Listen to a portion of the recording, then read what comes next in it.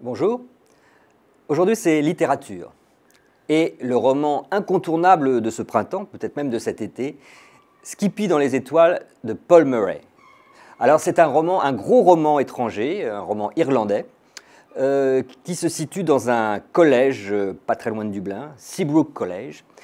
Et donc on se dit que ça va être un peu un roman de genre avec des histoires adolescentes, mais c'est ça et c'est beaucoup mieux que ça, beaucoup plus que ça, parce qu'on a vraiment une galerie de portraits absolument incroyable, une histoire formidable de l'Irlande moderne et en même temps une espèce de satire du système éducatif irlandais certes, mais plus globalement, le problème de l'école aujourd'hui. Skippy meurt en fait dans la première scène en mangeant des donuts avec un camarade. Et donc on va avoir évidemment un flashback et on va pénétrer la vie de cet adolescent.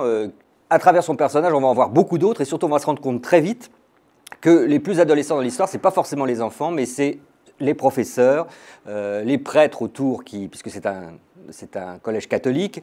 Quant au directeur du collège, c'est une espèce de monstre cynique qui veut absolument faire un collège moderne dont on parle, donc qu'on n'a pas grand-chose à faire de la foi. Pour lui, ce qui est important, c'est que ça rapporte, qu'il ait beaucoup d'élèves.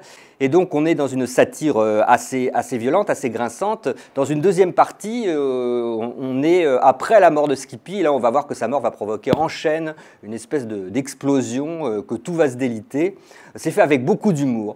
On rit vraiment aux éclats dans certains passages. D'autres moments, c'est tragique. Skippy, non content d'avoir tous ses problèmes, a aussi un lourd secret qui va être révélé au milieu du livre.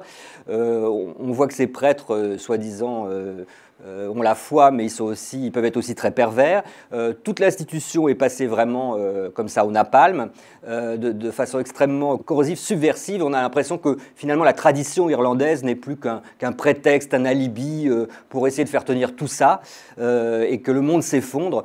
Et en fait, les personnages, le personnage du professeur, qui est aussi un peu le deuxième héros, Howard, est vraiment un gamin partagé entre deux amours. Il ne sait pas très bien à quel sein se vouer, il n'est pas très courageux. Donc c'est vraiment un portrait à la fois des maîtres et des élèves très très dur, et qui vous embarque comme ça pendant plus de 1650 pages. On ne s'ennuie pas un seul instant. Je vous conseille ce livre qui va vous projeter véritablement dans les étoiles avec Skippy, entre humour, tendresse et tristesse.